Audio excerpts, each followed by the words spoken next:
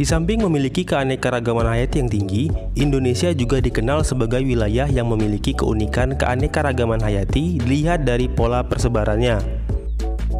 Di dunia, terdapat 6 wilayah atau zona utama persebaran makhluk hidup atau biogeografi, yaitu zona Paleartik, zona Neartik, zona Neotropik, zona Ethiopia, zona Oriental atau Asia, dan zona Australia. Indonesia memiliki keunikan karena terletak di antara dua zona biogeografi, yaitu zona Oriental dan zona Australia. Zona Oriental meliputi wilayah barat Indonesia, yaitu Sumatera, Jawa, Bali, dan Kalimantan. Di wilayah barat Indonesia, terdapat hewan-hewan yang memiliki kemiripan dengan hewan-hewan yang terdapat di benua Asia, misalnya harimau, badak, gajah, banteng, dan kera.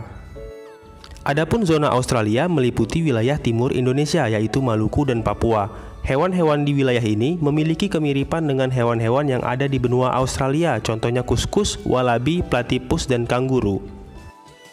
Pembagian fauna menjadi dua kelompok tersebut didasarkan pada adanya paparan Sunda dan paparan Sahul. Di antara paparan Sunda dan paparan Sahul dapat ditarik garis pemisah yang dinamakan garis Wallace. Garis Wallace merupakan garis hayal yang ditemukan oleh seorang naturalis Inggris bernama Alfred Russel Wallace. Pada tahun 1863, ia menemukan garis Wallace setelah ia menyadari adanya perbedaan antara fauna bagian barat dan fauna bagian timur. Garis ini membelah Selat Makassar menuju ke selatan hingga ke Selat Lombok. Jadi, garis Wallace memisahkan wilayah Oriental dengan wilayah Australia. Namun selanjutnya, pada tahun 1904, seorang zoologis dari Jerman bernama Max Weber berpendapat bahwa hewan-hewan yang ada di Sulawesi tidak semuanya tergolong kelompok hewan Australia. Menurut Weber, di Sulawesi ada juga hewan-hewan yang memiliki sifat-sifat oriental, sehingga ia berkesimpulan bahwa hewan-hewan Sulawesi merupakan hewan peralihan. Selanjutnya, Weber membuat garis pembatas yang berada di sebelah timur Sulawesi memanjang ke utara menuju ke Pulauan Aru. Garis ini kemudian dikenal sebagai garis Weber. Sebagai bukti Sulawesi merupakan zona peralihan, contohnya adalah di Sulawesi terdapat oposum dari Australia dan kera makaka dari Oriental. Selain Sulawesi, Nusa Tenggara juga termasuk ke dalam zona peralihan. Hewan-hewan yang terdapat di zona peralihan antara lain babi rusa, kuskus, anoa, komodo, dan burung maleo.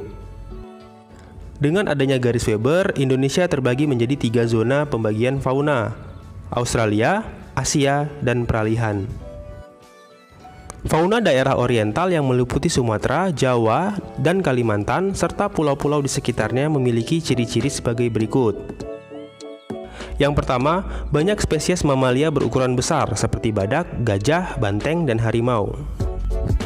Yang kedua, terdapat berbagai macam jenis kera, terutama di Kalimantan yang paling banyak memiliki primata, misalnya orang utan, kukang, dan bekantan.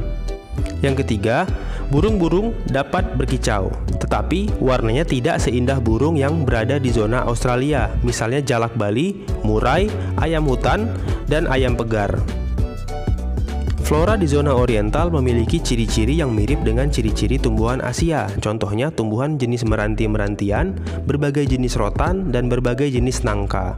Hutan hujan tropis terdapat di bagian tengah dan barat Pulau Sumatera serta sebagian besar wilayah Kalimantan. Hal ini disebabkan sejarah geologi bahwa dulu dataran Sunda bergabung dengan benua Asia. Di dataran Sunda banyak dijumpai tumbuhan endemis, yaitu tumbuhan yang hanya terdapat di tempat tertentu dengan batas wilayah yang relatif sempit dan tidak terdapat di wilayah lain.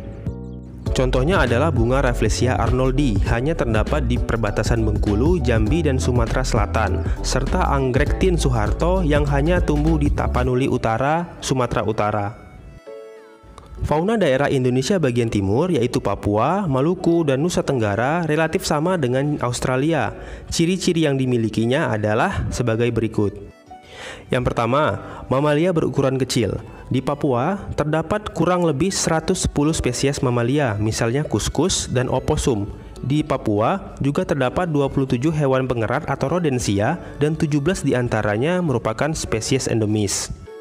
Yang kedua adalah hewan berkantung. Di Papua banyak ditemukan hewan berkantung atau marsupialia, contohnya seperti kanguru. Ciri selanjutnya, tidak terdapat spesies kera. Spesies kera tidak ditemukan di daerah Australia, tetapi di Sulawesi ditemukan banyak hewan endemis, misalnya primata primitif Tarsius spectrum, musang, babi rusa, anoa, maleo, dan beberapa jenis kupu-kupu. Selanjutnya adalah jenis burung. Jenis burung berwarna indah dan beragam. Papua memiliki koleksi burung terbanyak dibandingkan pulau-pulau lain di Indonesia. Kira-kira 320 jenis dan setengah diantaranya merupakan spesies endemis, misalnya burung cendrawasih. Flora yang ada di zona Australia memiliki kemiripan dengan flora di benua Australia. Hutan-hutan di Papua dan pulau-pulau kecil yang ada di sekitarnya memiliki corak hutan hujan tropis tipe Australia Utara dengan ciri-ciri sangat lebat dan selalu hijau sepanjang tahun. Beberapa jenis kayu yang punya nilai ekonomis tinggi tumbuh dengan baik, seperti kayu besi, cemara, eben hitam, kenari hitam, dan kayu merbau. Indonesia memiliki banyak sekali hewan dan tumbuhan endemis sehingga tergolong negara yang memiliki tingkat endemisme tinggi di dunia. Sebagai contoh, di Sumatera terdapat siamang, bunga bangkai, bunga Rafflesia arnoldi, dan orang utan Sumatera dan orang utan Tapanuli. Selain di Sumatera, orang utan juga terdapat di Kalimantan, yaitu orang utan Kalimantan. Hewan endemis di Jawa antara lain adalah macan tutul, badak bercula satu, dan banteng. Jenis endemis di Kalimantan contohnya adalah bekantan, burung rangkong, dan anggrek hitam. Anoa, babi rusa, burung maleo, dan kayu eboni merupakan beberapa contoh jenis endemis di Pulau Sulawesi. Di wilayah Nusa Tenggara terdapat kayu cendana dan di Pulau Komodo terdapat komodo.